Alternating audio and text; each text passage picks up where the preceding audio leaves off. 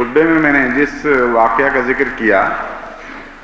اس میں جو پہلی نسل کا دکھ ہے جو حادثے کے نتیجے میں پیدا ہوا،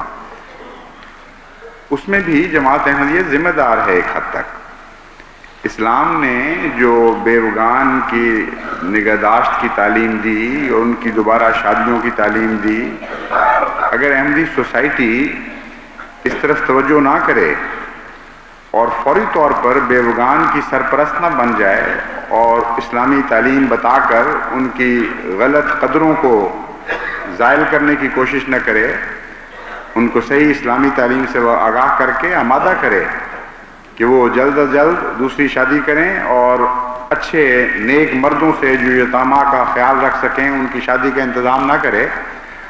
تو وہ جو پہلی نسل کا ظلم ہے اس میں جماعت کسی حد تک شریک ہو جاتی ہے اس بے اتنائی کے نتیجے میں۔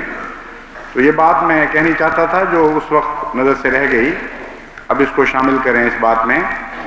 کہ جماعتیں اس بات کا خیال رکھیں کہ جہاں بھی بیوگان اور یتامہ پیدا ہوتے ہیں فوری طور پر جماعت ان کی سرپرستی کا انتظام کرے اور ان کی مادی ضروریات کے علاوہ ان کی اخلاقی اور روحانی ضروریات کا بھی خیال رکھے۔